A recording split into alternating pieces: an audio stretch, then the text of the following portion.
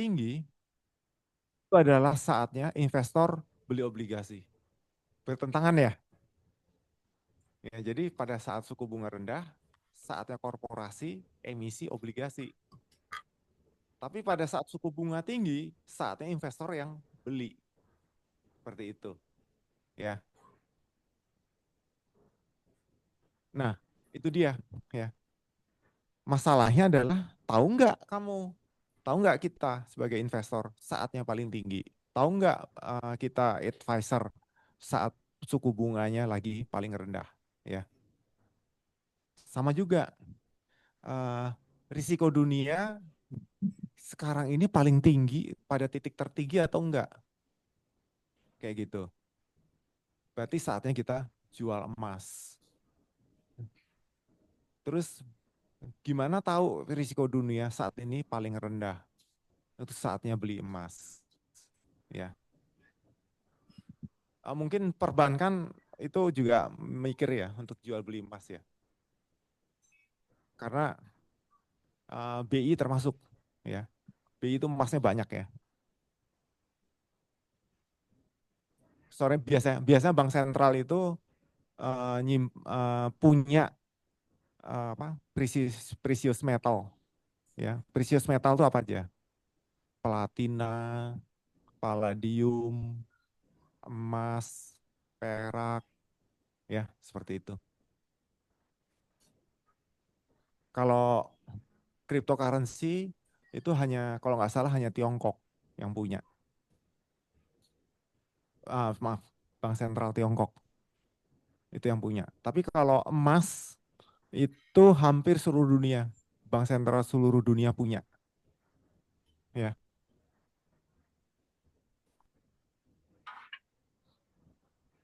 oke. Eh, Karakteristik dari risiko gimana? Biasanya eh, berasal dari luar, susah untuk dikuantifikasi, terus berhubungan dengan kelompok pimpinan masa lalu saat membuat keputusan, ya. Biasanya eksternal, ya. Ya, seperti Indonesia saat ini ya. Jadi kita ini ada yang bilang Indonesia masa gelap, ya. Ini kita ini sebenarnya udah mending ya.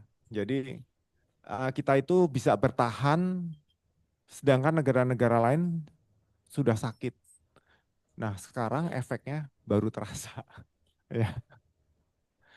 Ya, karena ada efek dari demanufacturing. Demanufacturing kalau demanufacturing tekstil itu sudah prediksi dari masa lalu sebenarnya. Ya, setahu saya Kemenperin itu udah tahu bahwa tekstil TPT Indonesia itu suatu saat bisa apa jatuh. Ya, karena kita nggak punya katun, terus eh, zat pewarna aja kita masih impor juga, ya. Jadi kalau begitu katun harganya naik, ya kita nggak bisa, ya. Paling kita harus beli kain terus jahit di sini, ya.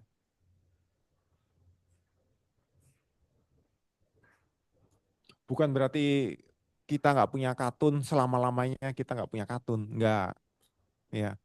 Sekarang udah ada DNA engineering, ya. Berarti kita bisa apa eh, bikin kebun kapas di Indonesia di lahan yang sesuai dengan iklim kita ya. Kan biasanya itu harus daerah yang ketinggiannya tinggi, dingin, kering seperti itu ya. Zaman sekarang semuanya bisa digonta-ganti ya. Contohnya kelapa sawit ya. Kelapa sawit kita itu juga hasil rekayasa genetika ya.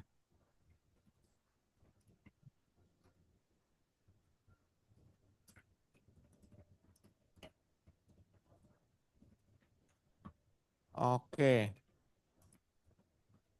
sekarang operational risk. Operational risk jadi risiko operasional itu berasal dari internal business operation. Jadi kesalahan orang yang kerja di dalam perusahaan, ya itu karena prosesnya salah. Proses itu salah itu kenapa? Karena prosedurnya salah, ya prosedur salah atau sistem IT-nya salah, ya. Terus kesalahan manusia. Terus IT outages, itu IT outages itu maksudnya nggak jalan. Terus supply supply chain disruption. Nah ini dia tekstil Indonesia ini supply chain disruption. Ya, oke. Jadi gini, eh, gimana untuk menghindari human errors? Gimana? Ada yang tahu nggak? Gimana cara? eh, Gimana? Ya, apalagi?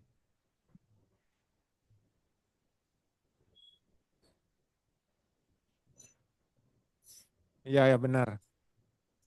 Kenapa? Iya, digitalisasi itu utamanya di situ. Tapi digitalisasi itu memotong jumlah orang. Ya masalahnya di situ, ya. Terus, nah, supply chain disruption. Supply chain disruption ini eh, contohnya eh, Tesla udah nggak bisa beli baterai lagi dari CATL mulai tahun 2008 karena keputusannya Trump. Terus kalau gitu Amerika mesti gimana? Iya, bikin pabrik baterai dalam negeri. Iya. Nanti yang bikin pabrik baterai dalam negeri siapa? CATL lagi. Ya. Gak usah gitu deh. Gotion aja udah ada di Amerika. Gotion tuh di mana sih? Bekasi ya? Pabrik baterai Gotion. Gotion. Itu di Bekasi. Gotion. Gotion itu, kamu lihat baterainya Wuling ya? Baterainya Wuling. Itu buatan Gotion. Terus baterainya Neta juga Gotion. Iya. Buatan Gotion. Kamu harus bersyukur baterainya udah buatan dalam negeri nih pokoknya ya. Jadi ya TKDN-nya supaya meningkat. Heeh. Jadi eh, pertama itu adalah ya benar kan naikin TKDN-nya Mbak ya. Terus selain itu juga supaya underdeal-nya semakin banyak ya. Terus karena nih yang ini agak beda lagi ya. 2028 Tesla udah nggak boleh lagi import baterai ya. Jadi itu kena ya supply chain disruption 2028. Terus mereka harus bikin baterai domestik ya di Amerika. Tapi ingat, teknologinya berubah terus, ya. Sekarang apa? Ada yang tahu teknologi baterai apa? LFP, ya. 2028 teknologinya apa? Gak ada yang tahu. Bisa-bisa NMC, ya. Nikel, mangan, kobalt. Terus jangan-jangan NCA, nikel, kobalt, aluminium, ya. Bisa juga uh, apa? Yang paling kalau sampai NCA, ya nikel ada di dalam buatan lokal kan, nikel ada apa tambang lokal, aluminium itu lokal juga, murah banget nanti baterai itu ya buat Indonesia ya. NCM kita sebenarnya Indonesia punya kobalt ya, kobalt itu biasanya ngikut di nikel juga, saat nikel dibersihin biasanya ketemu kobalt juga ya. Litium itu ya, litium itu sekarang dari Tiongkok ya. Tiongkok, terus sebenarnya ada lagi yang kaya litium, Afghanistan, ya. Iya, dikuasai warlords, dikuasai warlords itu, ya. Oke, terus di inside there are controllables but can be costly if unmanaged. Ya, orang harusnya bisa dikontrol kan, tapi kalau orangnya udah lelah atau gimana, ya udah nggak bisa, ya. Quote-nya ya, it is not the big move, but the daily details that kills an operation. Enggak, ini sorry, saya nggak sengaja masukin ini. Sorry. Jadi kesalahan operasional itu ya kecil sekali, bukan big move, tapi dapat menghentikan semua operasi. Maksudnya gitu. Oke. Jadi tadi operasional, jadi gini ya, kalau di maaf di BI aja ya. Jadi operasional risk itu ada 4 besar ya. Operasional, terus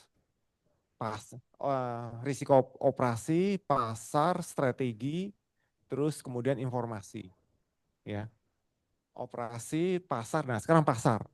Ya, risiko pasar itu terdiri dari market risk, credit risk, liquidity risk, terus apa lagi? Credit risk ada lagi. Oh ya dah, market, credit, liquidity, exchange rate, ya, exchange rate risk, ya. Ingat 98 karena kita exchange rate ya, exchange rate risk. Exchange rate risk, equity risk, terus kemudian commodity risk. Ya. Commodity risk itu contohnya tahun 7374 bensin naik ya, bahan bakar naik tiba-tiba tahun 7374. Terus case sample ini 1997 Asian Financial Crisis ya. Itu masalah credit risk. Terus Lehman Brothers collapse. Lehman Brothers collapse ini tahun 2008. Ya, waktu itu saya masih di BI. Terus non-traditional risk, compliant risk.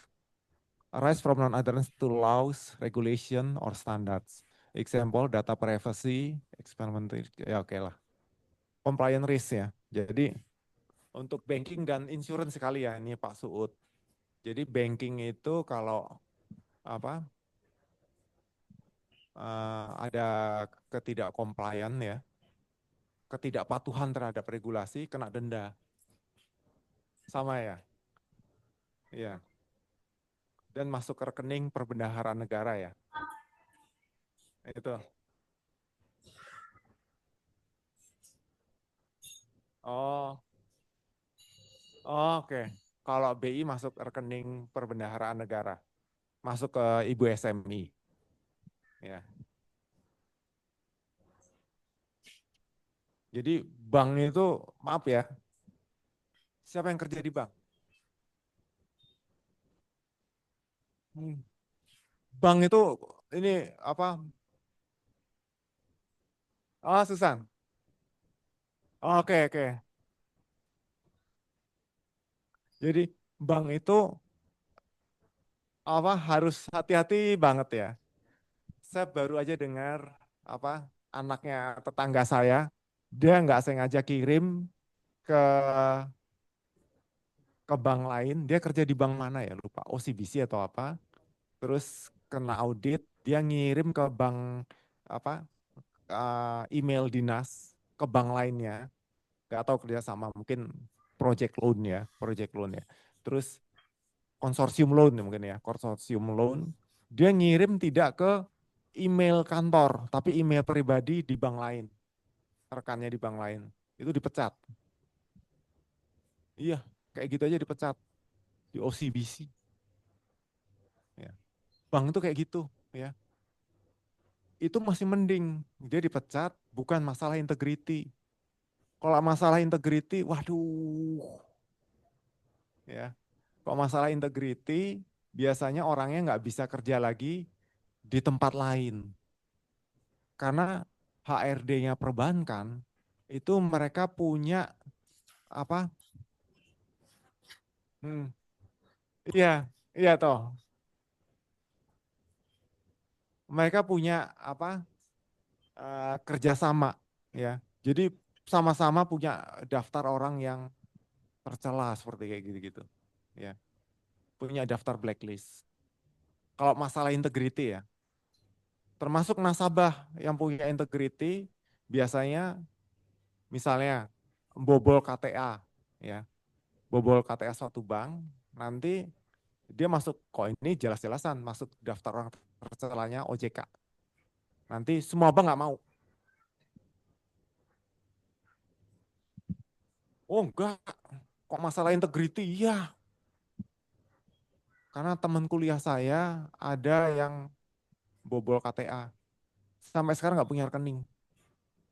Udah keluar dari penjara dan sekarang nggak punya bank, dia mau buka rekening aja nggak bisa. Nggak mau mereka. Sempat daftar, habis itu dimatiin. Dia sebelum selik, ya abadi. Terus ada temen saya juga ya, dia dititipin uang ternyata money laundering. Dan sampai sekarang nggak punya rekening. Itu nggak enak loh ya. Jadi nggak bisa usaha, ya. Usaha kan harus ngutang bank, ya.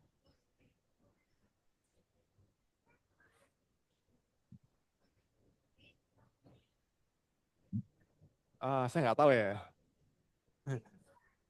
Uh, selik sistem layanan informasi kreditur, ya. Jadi setahu saya sih udah bagus sih. Ya, tapi itu kalau nggak nggak ada ampun lah pokoknya. Ya. Enggak, itu bukan masalah integriti. Mm-mm. Iya, heeh.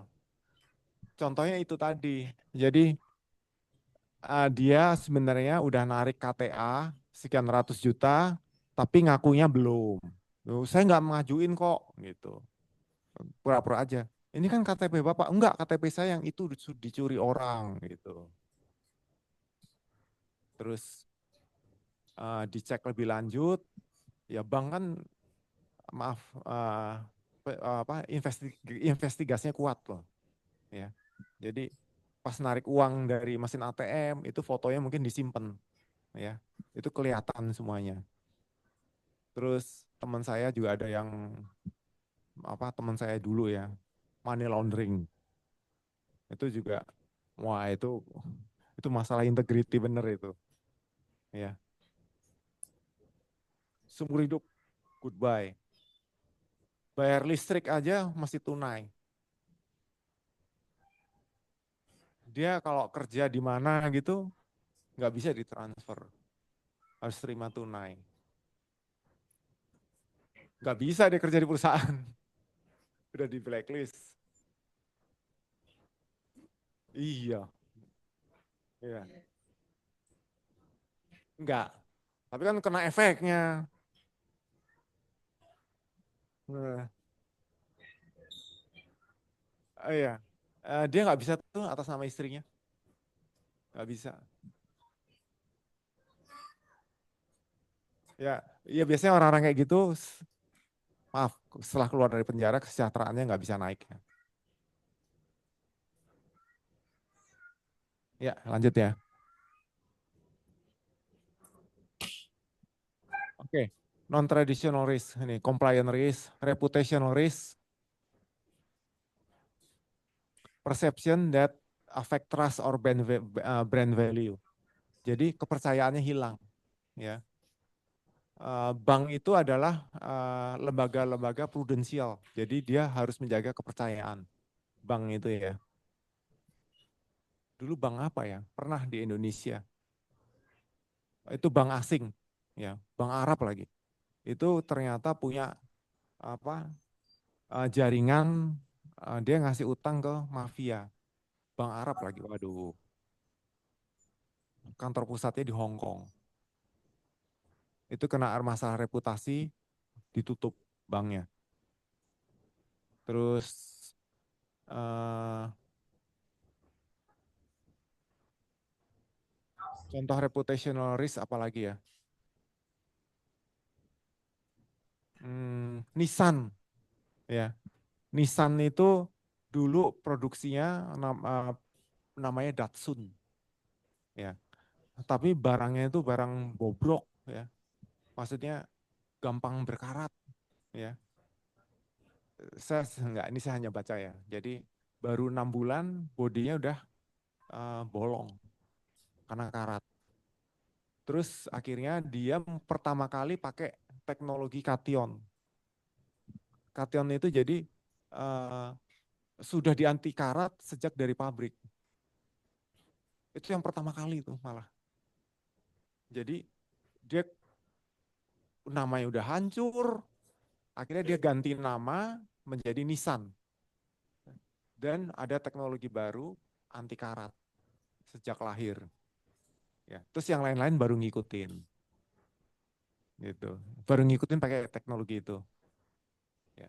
Itu dia sebenarnya ngambil teknologi dari kapal. Jadi kapal itu gimana supaya bodinya nggak berkarat. Kalau berkarat bocor kalau kapal langsung. Ya kan? Oke. Terus sekarang ini nanti Indonesia belum ada ya EA regulation climate change impact. Jadi perusahaan-perusahaan yang nggak berubah menjadi perusahaan hijau. Dia masih melanggar ESG. Terus cyber warfare. Jadi perusahaan-perusahaan yang menjatuhkan saingannya dengan perang cyber. Jadi bikin reputasi jelek melalui sosmed, ESG backlash. Jadi perusahaan-perusahaan yang memang sengaja nggak memperhatikan ESG, environmental social governance ya, terutama environmentalnya. Ada yang tahu masalah dengan perkebunan sawit? Mengapa dia punya masalah ESG? Ada yang tahu nggak? Kenapa?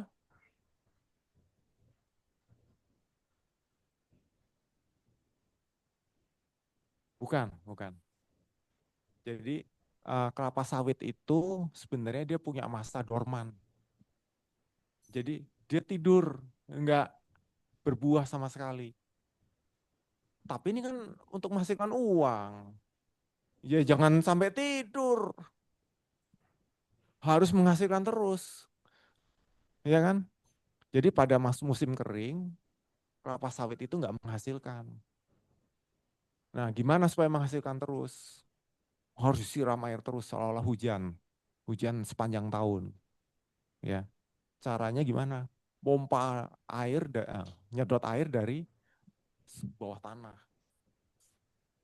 Ya, yang kena adalah daerah sekitarnya. Jadi enggak, kering bener, kering bener, ya, kering bener, terus apa? Submerging, turun permukaan tanahnya, ya. Terus kalau ada perkampungan di sebelah gali sumur, yang didapat bukan air, tapi justru udara dari atas kesedot ke dalam. Kan disedot dari di tengah perkebunan kan, airnya disedot, ya kan? Airnya ketarik ke perkebunan, narik udara dari lubang-lubang sekitarnya. Lain itu tambang kali ya.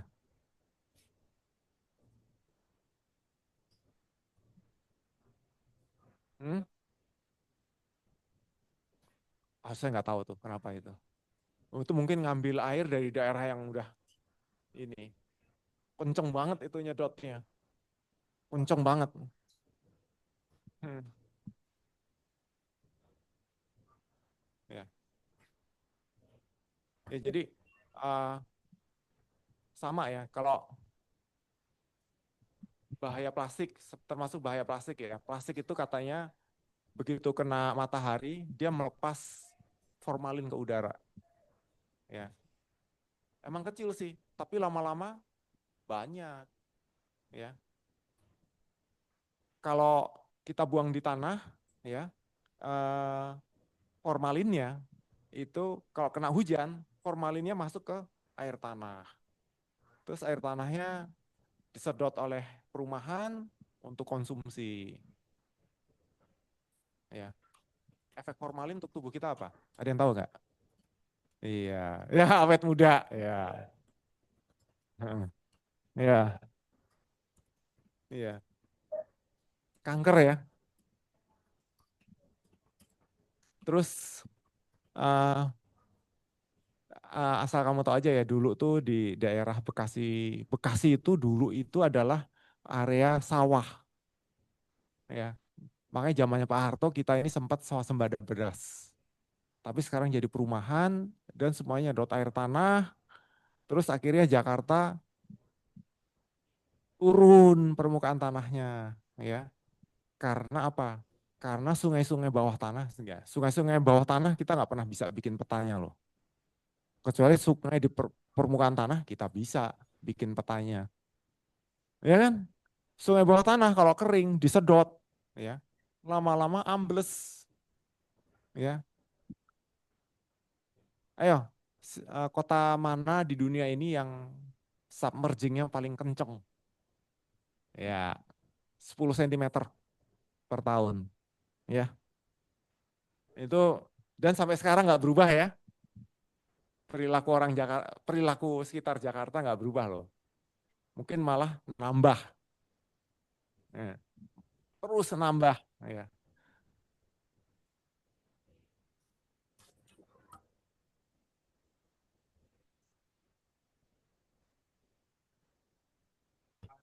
Oh, enggak, itu cuman berapa sentimeter per tahun kok gerakannya Australia ke utara kan. Iya. Nah. Enggak, itu kecil banget itu, enggak kerasa. Itu efeknya masih jutaan tahun lagi. Ya, oke. Terus eh, Jakarta makin apa? Makin turun kan permukaannya, sedangkan permukaan air laut tambah tinggi. Ya, hah? Eh, gimana?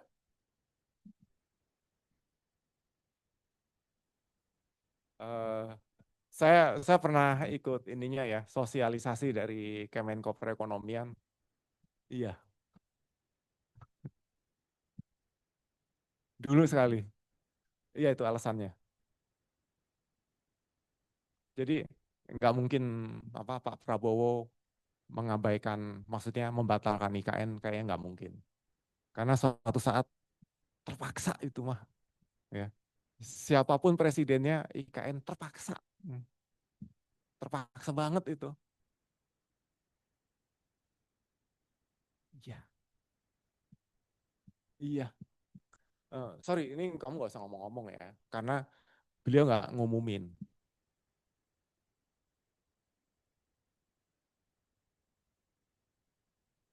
Ya.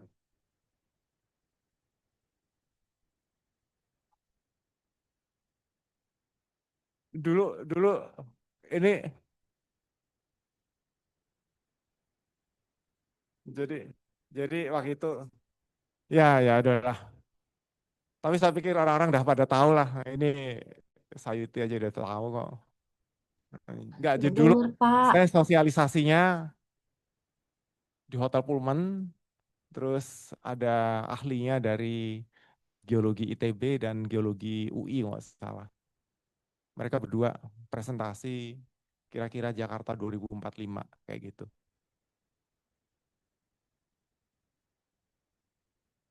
Terpaksa. Waktu itu loh ya. Tapi sekarang Pak Prabowo bikin tembok lagi kan. Tembok lagi di tengah laut, jorok. Ya, ya itu yang benar. Itu termasuk benar. Tapi kan Miharajain Wall sepanjang sekian ribu kilometer. Mahal banget. Kalau mau murah ya benar itu tadi. Iya, kalau mau murah. Itu yang paling murah itu. Enggak. Jadi waktu itu dibangun beberapa tahap. Kalau bangunan pemerintah, kalau bangunan pemerintah terpaksa APBN. Tapi kalau untuk penduduk, lahan penduduk, mall kayak gitu, investor. Tapi masa yang kamu baca di koran, masa investor asing? Nanti investor domestiknya gimana? Ngamuk.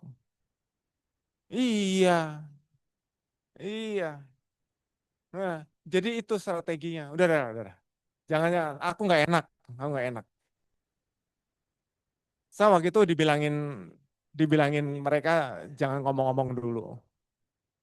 Tapi sampai sekarang, ya sekarang saya udah pensiun ya, jadi saya udah nggak ikatan lagi ya. Ya sorry. Jangan. Jangan. Jadi saya waktu itu ya kebetulan ya saya di riset, terus dapat sosialisasi macam-macam dari Kemenko Perekonomian pokoknya. Terus dari lembaga-lembaga lain saya juga dapat.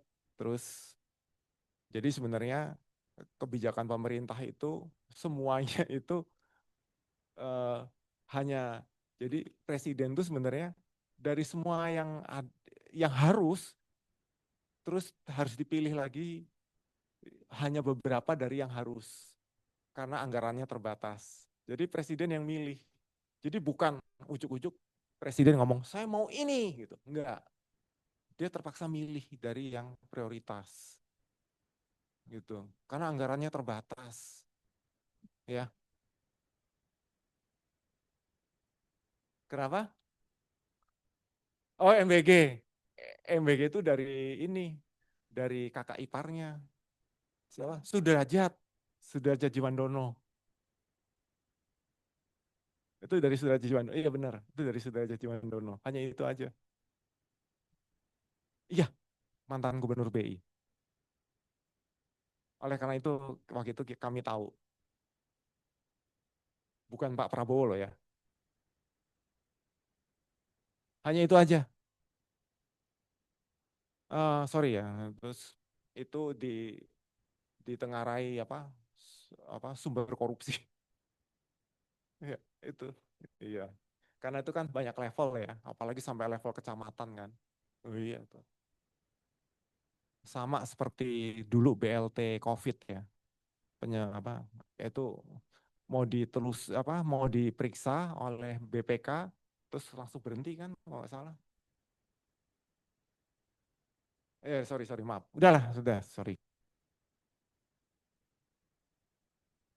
Oke, eh, choose an industry you're familiar with. Ya, ntar ya. Ntar. Eh, choose an industry you are familiar with. Identify one risk from each of the categories we've discussed. Which risk poses the most serious threat in that industry and why? Oke, mau milih industri apa? Oke, asuransi. Ini nih. ah, Identify one risk from each of the categories we've discussed. Oke, risiko operasi asuransi apa? Contohnya.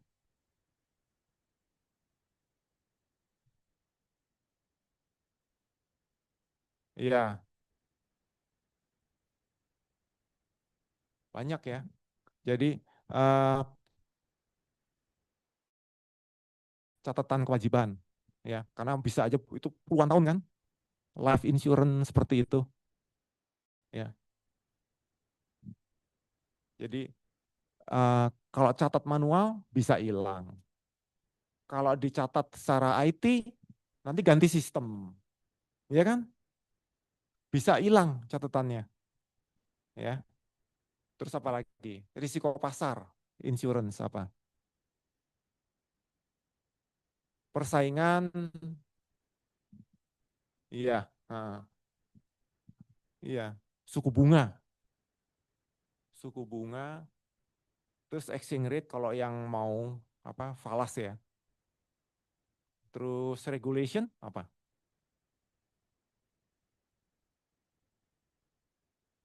Ya aturan berubah-ubah ya.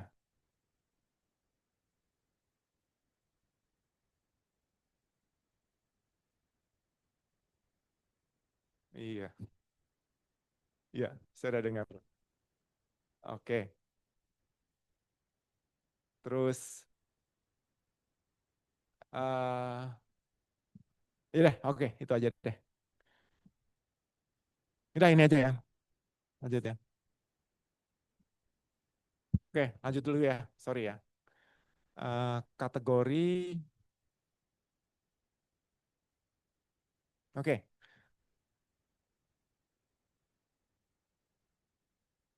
sorry. Eh, Kategori risiko risiko korporasi ya, risiko strategi ya. Eh, ada ini jenis-jenis risiko ya, operational, financial, compliance, reputational, dan di emerging market ya. Ini contohnya, ini bisa kamu baca sendiri ya, strategic. Jadi eh, strategic ini biasanya untuk jangka panjang ya. Dan ini berhubungan dengan apa? Risiko keuangan ya, risiko pasar.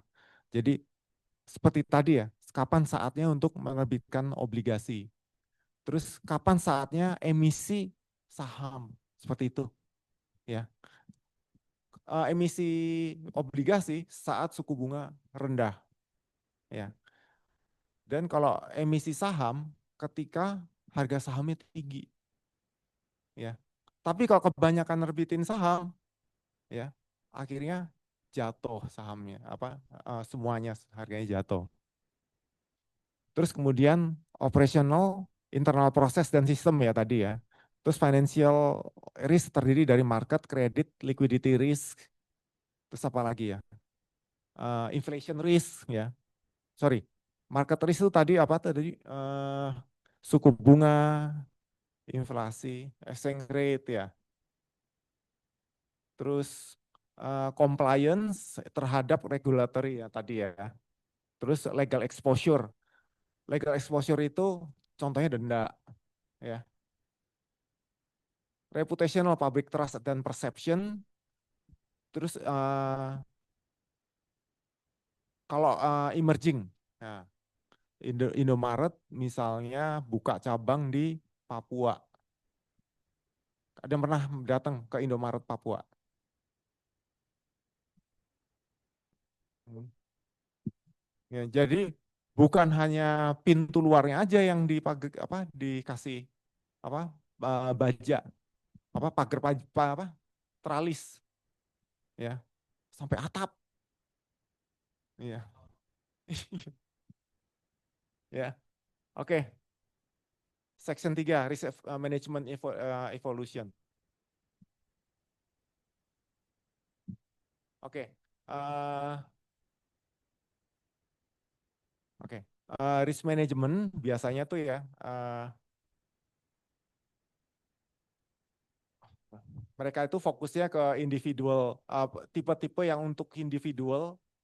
Jadi biasanya risk management di tiap departemen itu berdiri sendiri-sendiri. Ya, sebenarnya begitu. Ya. Terus kalau di perbankan, treasury pasti ada risk manajemennya sendiri. Ya. Kalau di insurance gimana? Pasti mungkin ada treasury ya, penempatan obligasi ya. Pasti pasti punya apa risk management sendiri kan di treasury.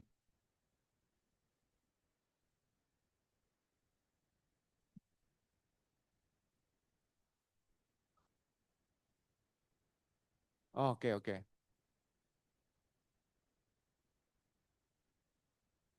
Masalahnya portofolio investment itu kan ragamnya macam-macam kan dan jumlahnya besar. Malah hidupnya dari situ malah. Ya kan? Heeh. Sama ya untuk perbankan ya. Jadi bank itu punya banking book dan punya trading book ya. Nah, dulu enggak lah sampai sekarang ya yang sangat profitable buat bank itu adalah trading book.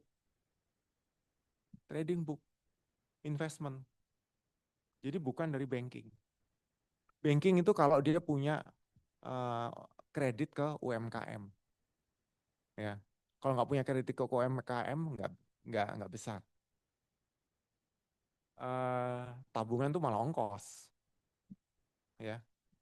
Ingat loh, bank begitu terima deposit dari nasabahnya atau dari bank lain, dia harus cepat lempar ke bank lain, ya. Nggak mau rugi bang, ya.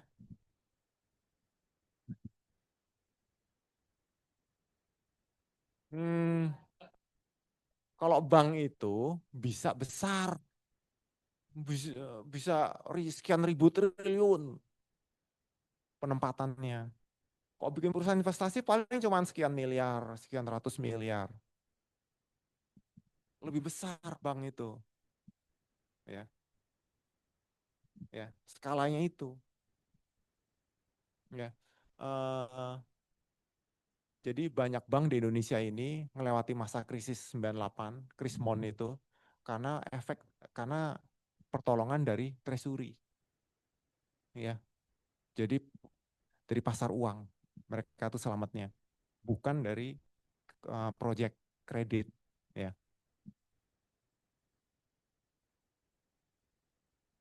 Malah dari kredit malah risikonya tinggi sekali kan, tahun 98 masa COVID, ya. Mungkin sekarang nih. Oke. Oke. Eh, Karakteristik dari traditional risk management, ya. Dia tuh berdiri sendiri-sendiri, ya. Di tiap punya individual risk.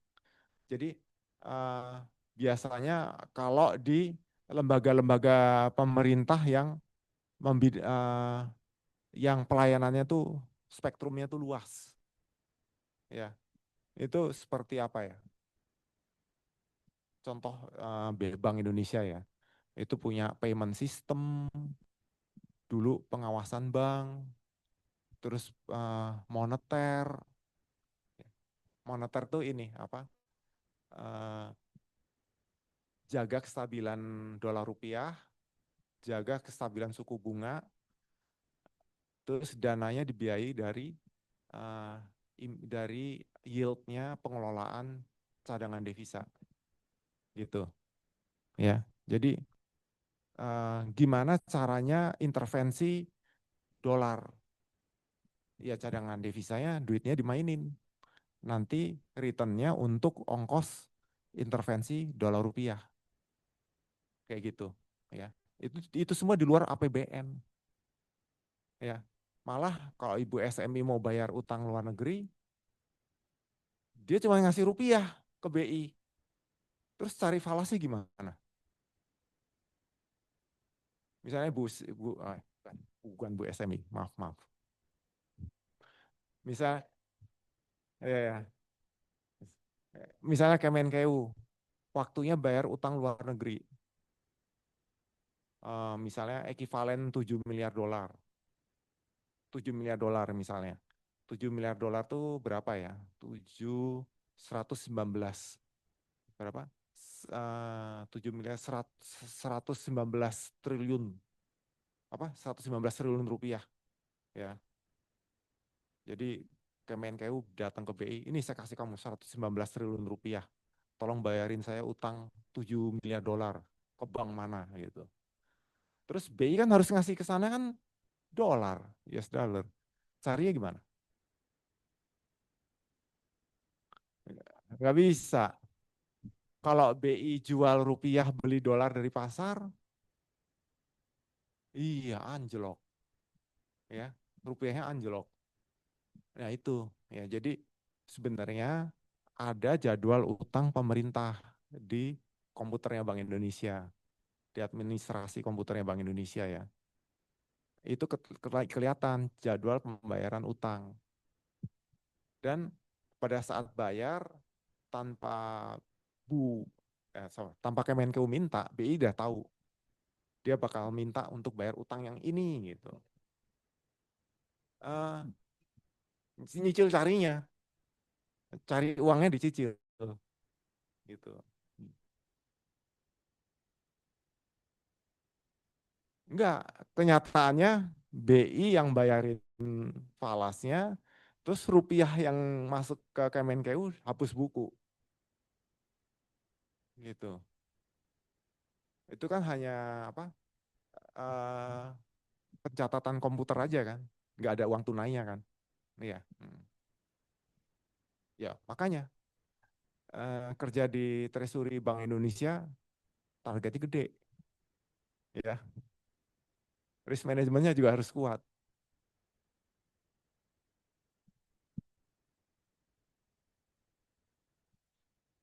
Jadi jadi ini karakteristik orang ya. Jadi ada orang tertentu itu kalau main falas itu ya, apa yen, apa euro yen itu bagus sekali gitu.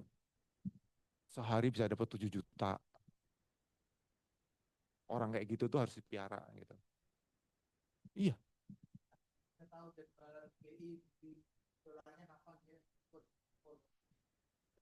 Nggak ada yang tahu, nggak ada yang tahu, rahasia banget. Ya. Jadi emang operasi treasury terbesar di Indonesia ya pasti Bank Indonesia. Dan Bank Indonesia tidak punya counterpart atau kan koresponden bank domestik. Selalu main di bank luar. Dulu kita dengan CIMB Malaysia pernah, tapi begitu dia beli CIMB Niaga, nggak lagi. Karena dia dianggap entity domestik kan. Nah, jadi nggak main sama entity domestik. Nanti kena pengaruh ke rupiahnya itu loh.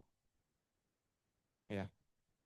Jadi BI itu jaga kestabilan apa exchange rate-nya sama yang penting interest rate-nya, inflasi. Ya. Yang penting harus stabil. Nah, itu harus diguyur ya. Diguyur falas ya. Ya, BI itu guyur falas loh ke perbankan domestik. Dan orang dalamnya itu yang nyari falasnya.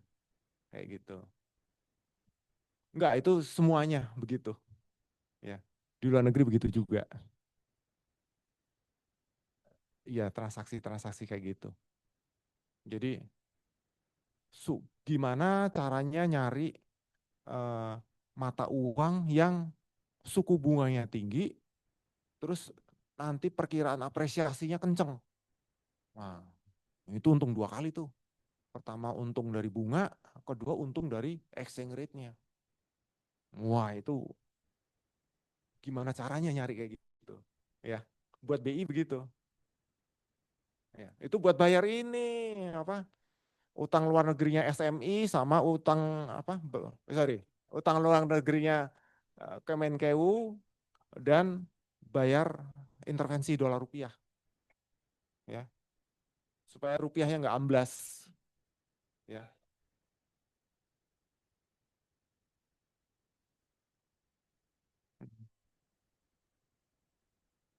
Apa? Hmm.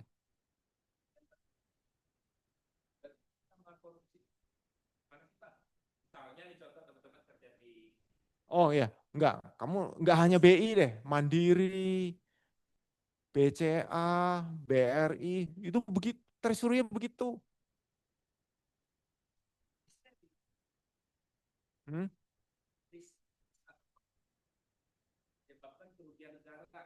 Oke. Biasanya kayak gitu itu bakat-bakatan ya, ketahuan sejak awal. Ini orang bagus nih tradingnya, ya udah tetap di sini. Ini orang nggak bagus nih mainnya, ya udah jangan di sini, kayak gitu. Ya, bakat-bakatan, ya. Terus eh, tiap pagi, tiap pagi itu ada morning tea. Sekarang nih barang yang enak kita mainin apa gitu, kita omongin kayak gitu. Dan biasanya bener, gerakannya tuh lumayan, ya. Enggak, itu biasanya dari ekonomisnya, baca berita.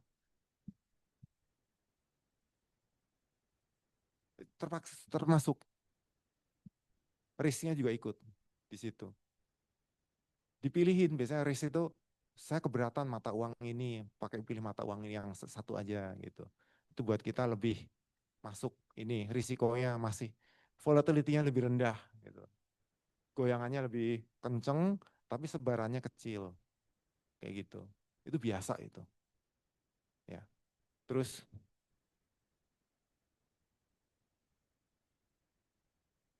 mata uang aja boleh, syukur-syukur obligasinya juga bagus. Contohnya waktu itu justru Taiwan, obligasi Taiwan yang di bawah setahun itu yieldnya tinggi banget, bisa lebih dari 10%, tapi mata uangnya NTD, New Taiwan Dollar. Ya. Jadi dia tuh sebenarnya obligasi yang tinggal nunggu jatuh tempo, umurnya kurang dari 6 bulan.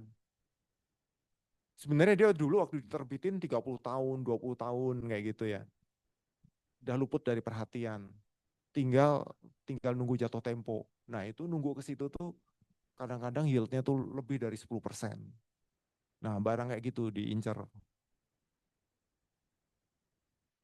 Apa tuh? Iya, obligasi ingat loh. Nanti nanti jatuh temponya. Enggak, ini masih nunggu 4 bulan, 5 bulan. Tapi kan kalau jatuh tempo obligasi harganya berapa? 100. Ya, 100. Nah, itu 100 tambah kupon yang terakhir. Ya, itu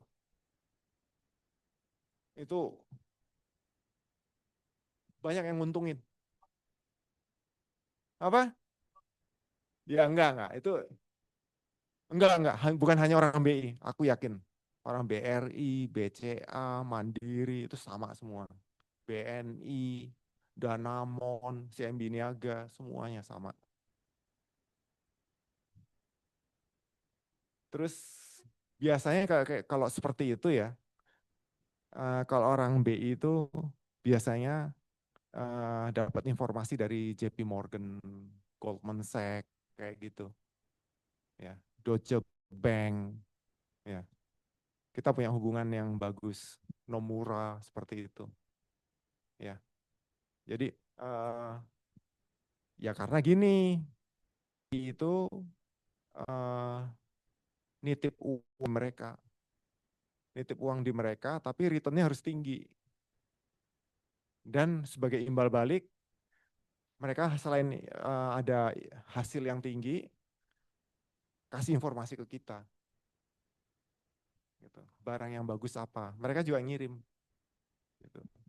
Tiap pagi dikumpulin, terus morning tea, ya kita pagi hari ini mainnya apa gitu. Ya.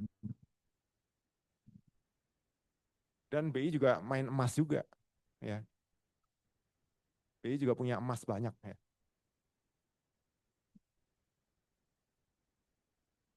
Pokoknya kalau ada orang ngomong Indonesia miskin, jangan percaya. Apa?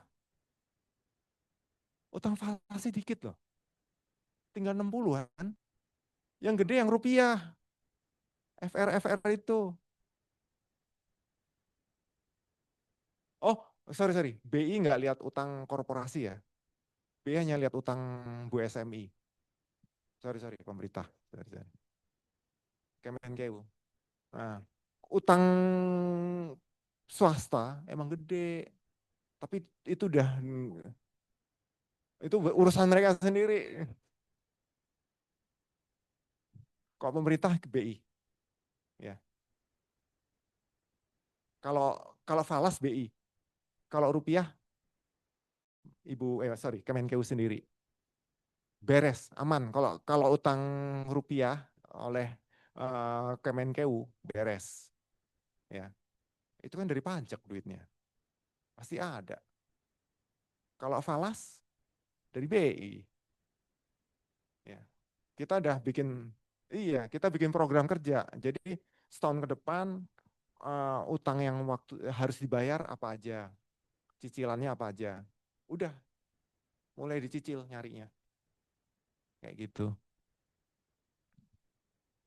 Itu kalau salah satu senior saya sehari bisa dapat main forex saja ya 7 juta. Itu yang terbaik yang saya lihat tuh. Dolar dong. Sehari 7 juta. Kali berapa hari, kali berapa orang. Ya,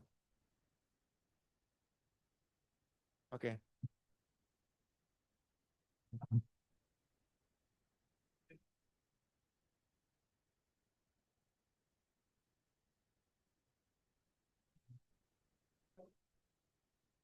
Oke, oke.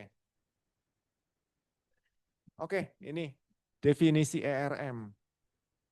Nah, kalau menurut ini ya, jadi ERM itu sama dengan Enterprise Risk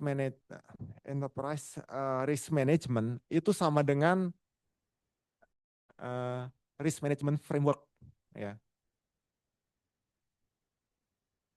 Jadi menurut ISO 31000 ya definisinya sama aja. ERM itu sama dengan Risk Management Framework RMF ya. Definisinya adalah ini deh.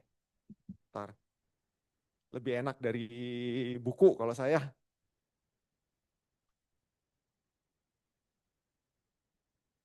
Ini dulu deh. Kita lihat buku ya. Hmm.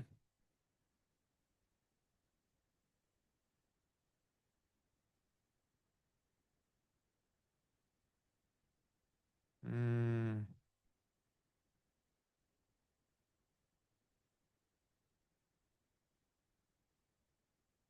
Ntar.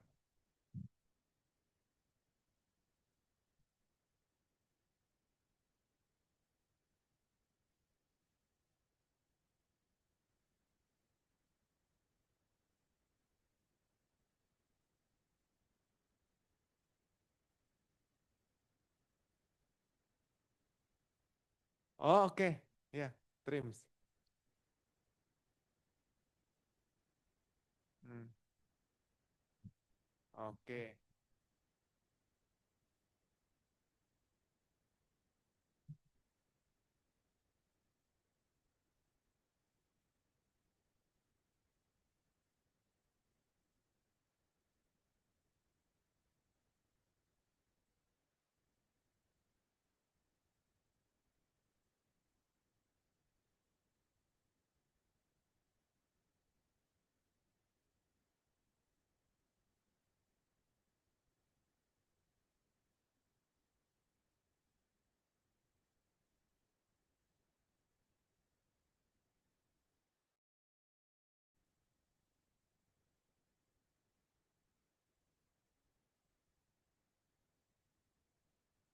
Oke.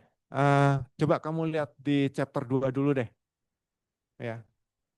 Di chapter 2 ini kamu baca dulu Peter Bernstein.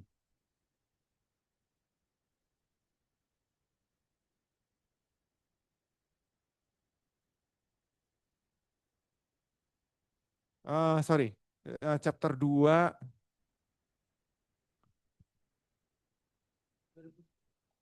2010 ya, benar. Bukunya tahun 2010.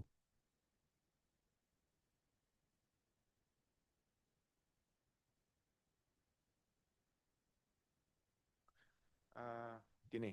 Jadi nih, gini aja deh, saya ceritain aja ya.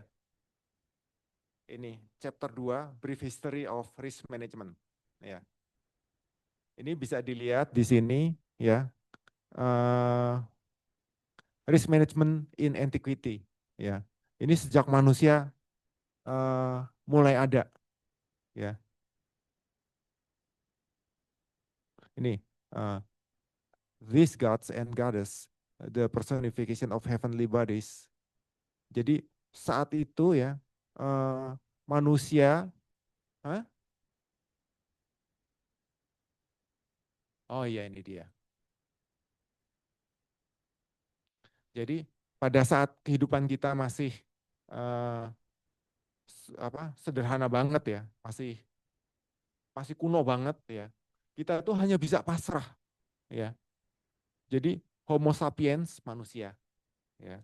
Homo sapiens itu bertahan dengan mengembangkan an expression of an instinctive and constant drive for defense of an organism against the risks that are part of uncertainty of existence.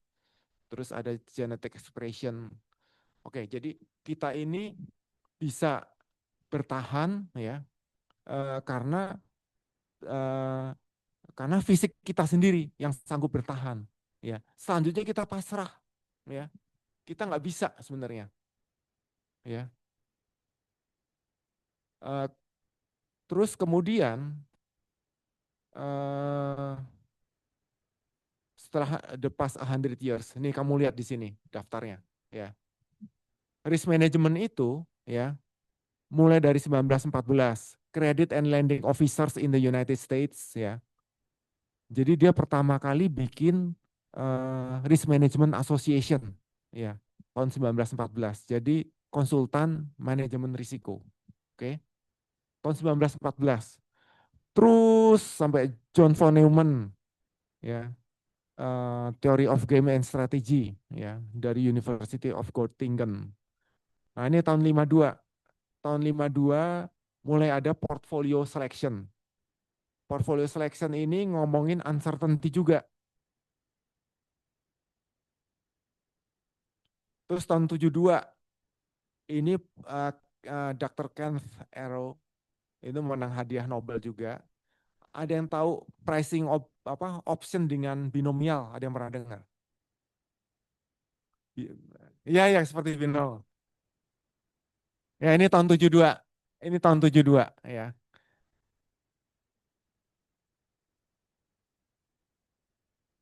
Binomial. Terus ada lagi tahun mana ya? Ini sih ini tar ya, tahun 76 atau tahun berapa nih?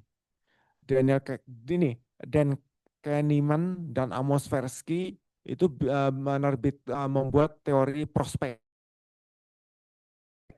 Jadi mengenai human behavior terhadap investasi. Ya. Jadi makin lama itu orang makin teorinya berkembang. Ya. Entah, sebentar. Nah terus eh,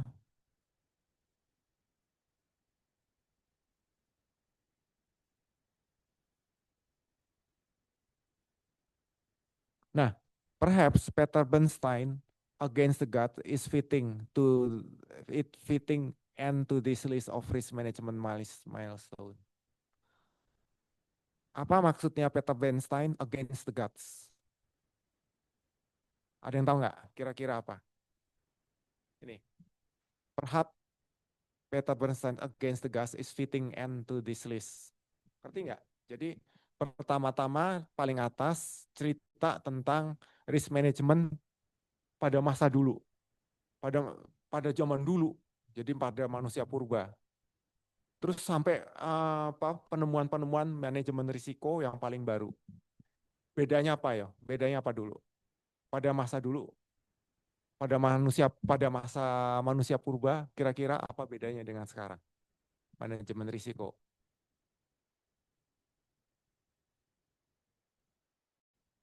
Iya, iya. Terus yang sekarang?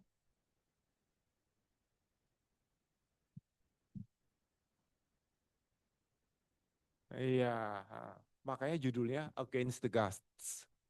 Against the Gods, ya, melawan Tuhan. Iya. Itu bukan dalam pengertian menista Tuhan gitu, enggak ya. Jadi udah mulai pakai otak, ya. Pengertiannya gitu ya. Jadi bukan blasfemi kayak gitu, enggak ya. Jadi dulu pasrah aja, makin lama makin terkuantifikasi, ya, risk management. Dan lama-lama orang berusaha memitigasi risiko, ya, udah nggak mau terima lagi, ya. Itu bedanya zaman dulu dan zaman sekarang. Ya, ngerti ya maksudnya ya? Sekarang kita ke bab 7. Coba ya. Bab 7 tadi halaman berapa ya? Oh ya ini dia. IRM Frameworks.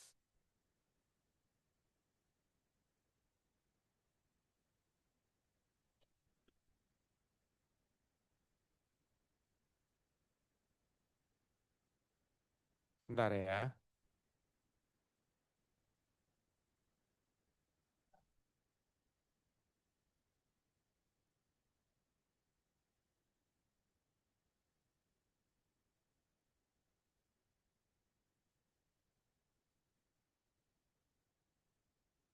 Oke.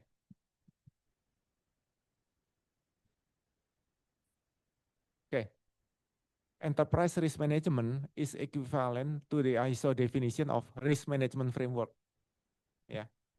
Jadi IRM itu dengan RMF sama aja. Ya. Nah, ini definisinya.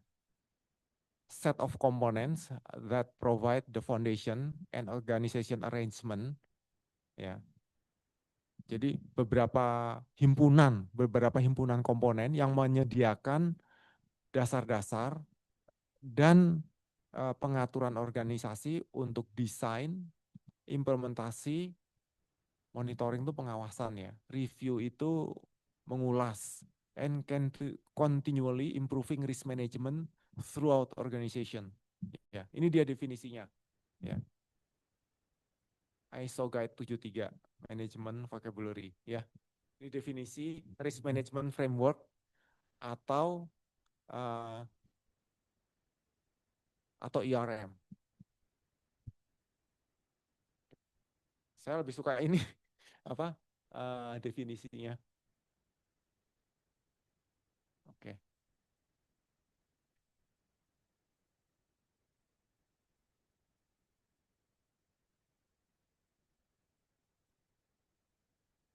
oke,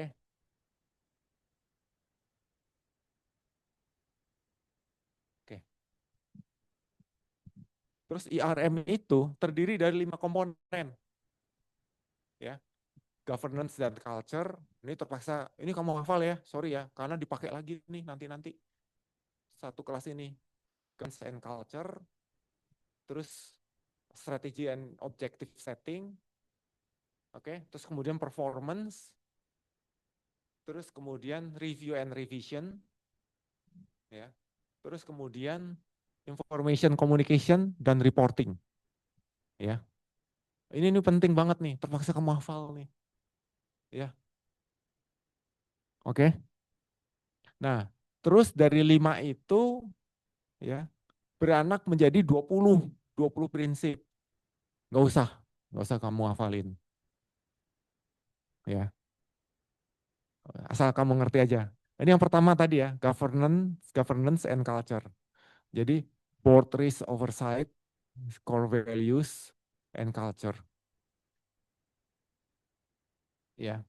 Ini belum menyatakan apapun tentang risiko, ya. Kemudian strategi and objective setting. Nah, ini risk appetite, alternative strategies, ya. Risk appetite atau risk tolerance, ya. Jadi selera kamu akan risiko atau toleransi risiko kamu, ya. Contohnya, Bank Indonesia itu kadang-kadang melakukan operasi repo, ya, repurchase agreement, ya, di pasar uang dengan perbankan besar ya di Indonesia, BNI, ya, Siambi Niaga, ya, BCA, besar banget. Terus kadang-kadang jadi BI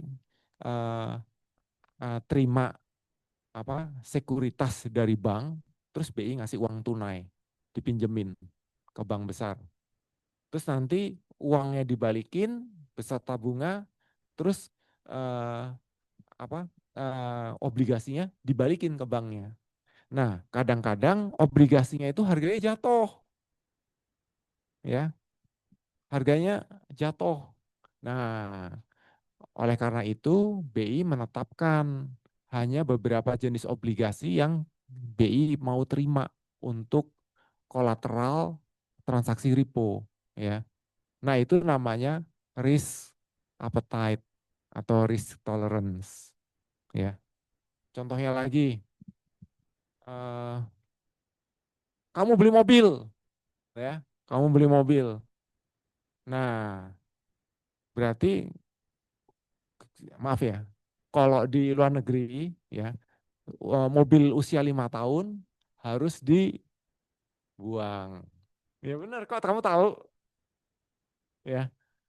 Kalau di Indonesia bisa dijual terus gitu, ya.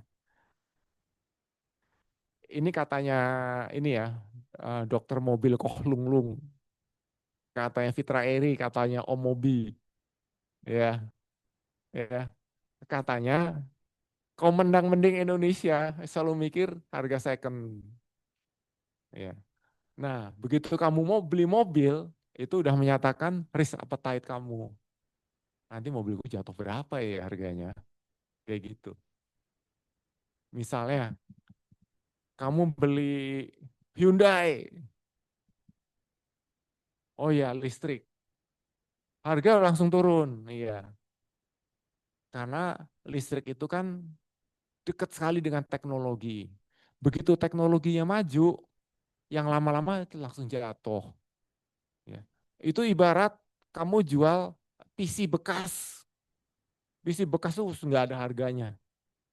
Ya, teknologinya tuh maju terus karena PC itu. Ya, kalau di mobil listrik baterainya, karena potensi Indonesia menghasilkan baterai sendiri itu besar, ya. Karena nikel, kita punya nikel, ya. Satu jadi orang jadi teknologi baterai itu di Indonesia kemungkinan bukan LiFePO lagi sebentar lagi, ya. Mungkin kalau nggak NCM, NCA, ya. Atau juga jangan-jangan ini eh, sodium ion, NaCl, sodium, sodium, sodium ion, ya. Itu lebih murah lagi jatuhnya. Karena kita nggak tahu teknologi baterai nanti gimana. Tapi orang percaya 10 tahun lagi udah bukan LFP. LFP udah nggak ada yang jual. Iya, eh, ya, LiFePO itu lithium, ferrum, potasium, fosfat, ya. Itu teknologi sekarang. Nanti belum tentu, ya. Ya, oke, lanjut ya. Terus performance, risk identification, assessment, prioritization, ya. Nah, ini adalah risk profile, ya. Risk profile. Contohnya apa? Manufacturing. Manufacturing itu terhadap komoditi, pasar komoditi, ya. Itu sensitif sekali risk profile yang manufacturing. Misalnya PT Krakatau Steel, apalagi PT Inalum, ya. Terus kemudian kalau banking, suku bunga, ya, suku bunga nanti, ya, lebih peka terhadap suku bunga.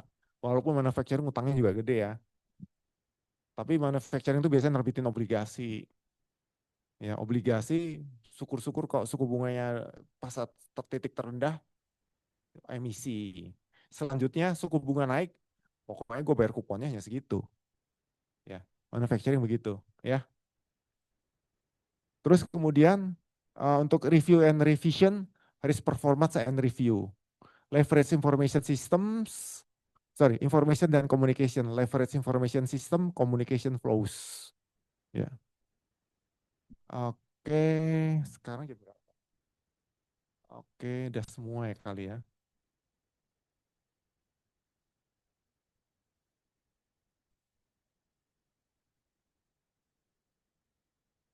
Oke,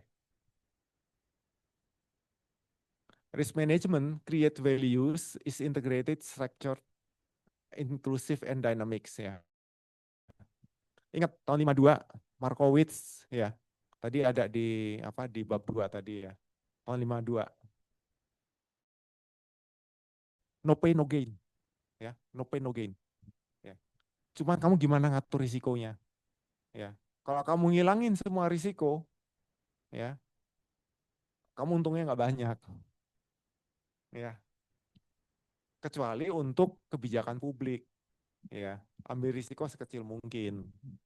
Terutama lembaga-lembaga yang memang cost center. Tapi kalau kalau di BI ada yang cost center, ada yang profit center, gitu masalahnya. Ya, jadi risk profile-nya itu beda-beda kalau di BI. Ya, kalau di cost center, yang cost center, kok bisa jangan ada risiko sama sekali. Kalau di profit center, justru harus menghadapi risiko. Ya, jadi masuk uh, ke direktur eksekutif pengelolaan cadangan devisa gitu. Terus masa lu nggak percaya sama gua gitu. Jadi seolah-olah personal garanti kan. Terus saya punya orang-orang yang hebat gitu. Iya sih. Jadi begitu masuk ke direktoratnya itu dilihat dulu orang-orangnya bisa main nggak. Kalau nggak bisa main ya udah pindah tempat lain kayak gitu.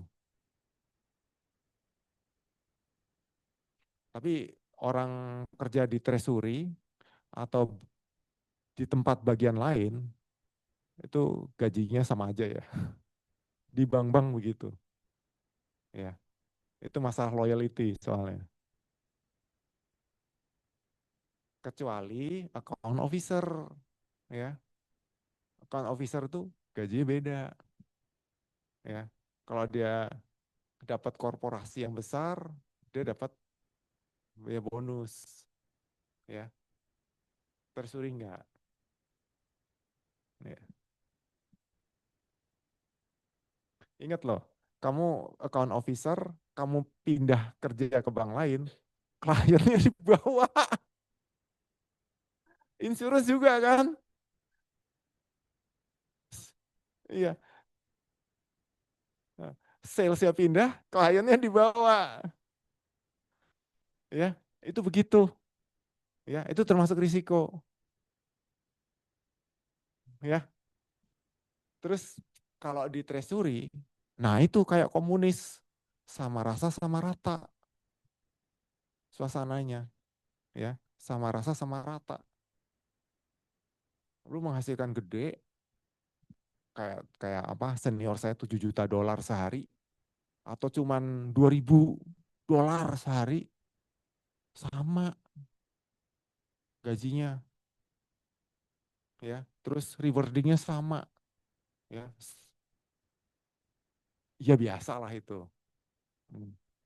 Mungkin ya dari 2.000 itu ya, dia untungnya mungkin 25.000 dolar, ruginya 23.000.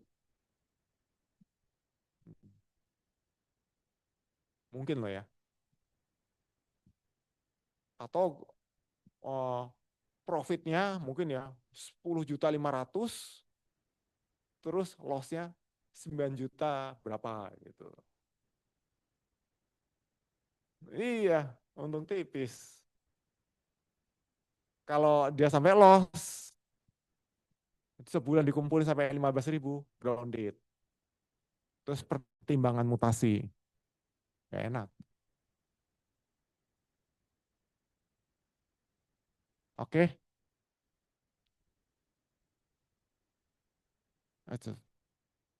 oke. Ingat ya, risk management itu tetap creates value. Kalau kamu mitigasi semua risiko, nggak ada nggak ada imbal hasil. Mungkin imbal hasilnya, maksudnya returnnya sama dengan risk free rate, kecil sekali. Ya, pemegang sahamnya ngamuk, ya, terpaksa, ya. Ya itu tadi, ya.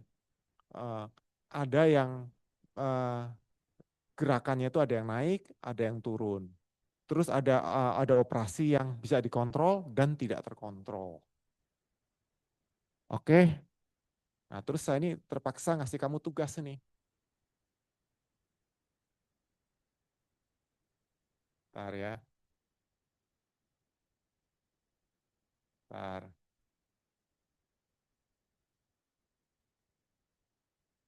bentar. Yang terakhir,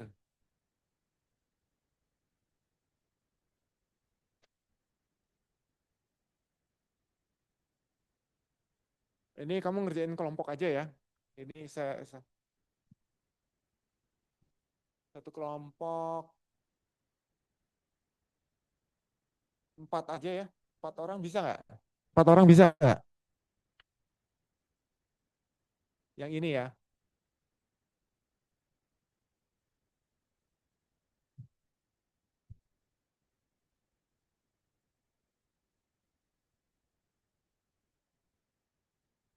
Ini, identify risk. List at least 5 potential risk. Oh enggak. Ini nih, case risk management. Nah, case risk management, terus prioritas risk, mitigation strategies. Mungkin kamu nggak kenal ya perusahaan ini, tapi kamu sebutin alasannya apa ya. Terus bikin heat map. Heat mapnya itu nggak usah pakai warna. Jadi kamu tulis aja high, moderate, low. Udah 3 level itu aja. Ini nih, ya. Nah,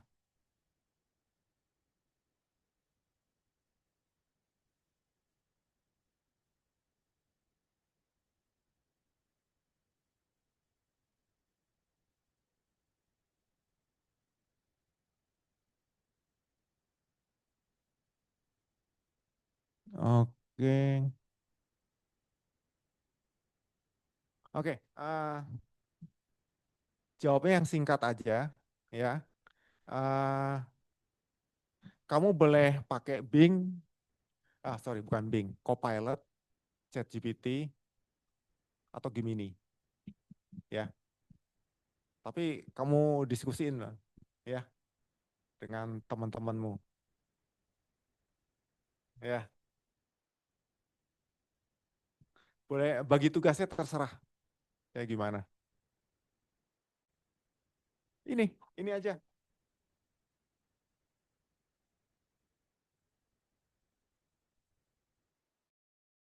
Enggak, saya udah upload, ya.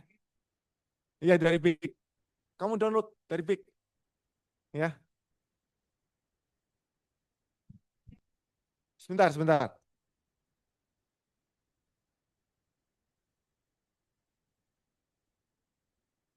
Iya. Hmm. Nah ini. Oh iya, saya belum upload. Saya belum upload.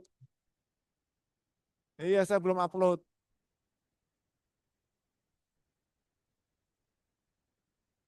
Bentar. Ya terserah. Bentar ya.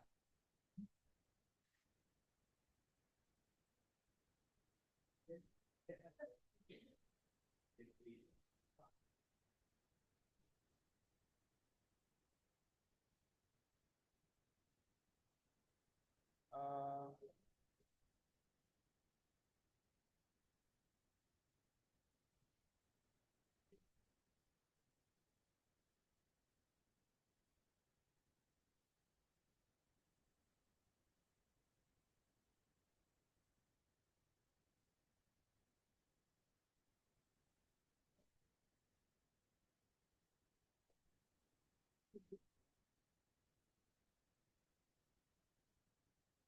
ini aja deh. Nanti saya kirim ya. Ke siapa ya? Oke.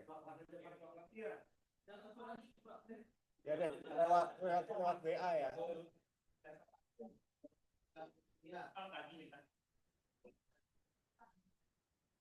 Oke. Ini absensi udah nggak ada ini lagi ya. Absensi udah nggak ada lagi ya. Mbak Anggi Novianti, Berman, Damara, Vanjili, Pak Julian, nggak ada ya.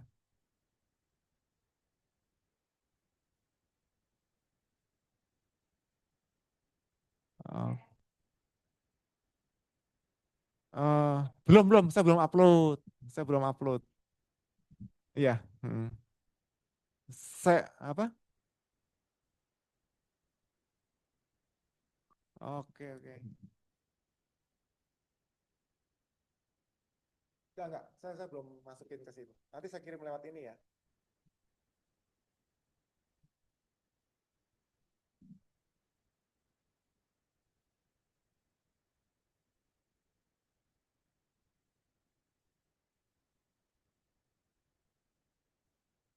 Oke,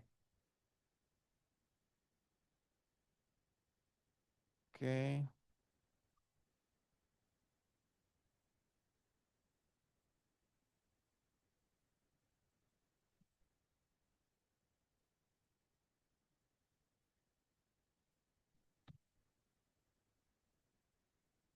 Dan tugas kelompoknya.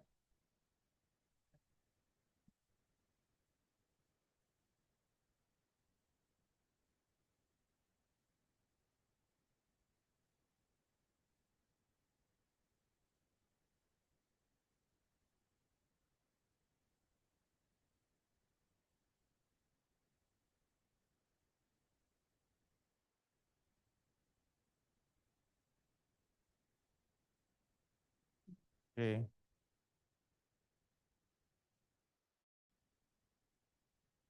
oke. Saya rasa udah cukup ya untuk kelas hari ini. Ya, oke. Terima kasih banyak. Ya, tugas jangan lupa ya. Nanti saya utang, saya kirim ya. Ya. Ini jadi yang kelas ini ya, slide dan tugasnya kelas antara kelas A dan kelas B sama semua. Ya, ya. Sorry, 5 kelas pertama ini saya karena risk. Terus kemudian yang selanjutnya implementing IRM. Itu pertemuan 6 sampai dengan 14. Ya, ah, ya. Bu Faria, iya. Ya, oke, terima kasih. Yuk, Assalamualaikum warahmatullahi wabarakatuh. Terima kasih, Pak. Ah, Waalaikumsalam. hati-hati jalan pulang ya. Terima kasih Pak. Terima Ya kasih, aman, sekarang Pak. udah aman. Oke, buat Bapak Ibu yang di Zoom, oke sampai ketemu lagi minggu depan. Ayo, Assalamualaikum. Terima kasih, Pak. Waalaikumsalam Ya. warahmatullahi Terima kasih, wabarakatuh. Terima kasih, Pak. Pak.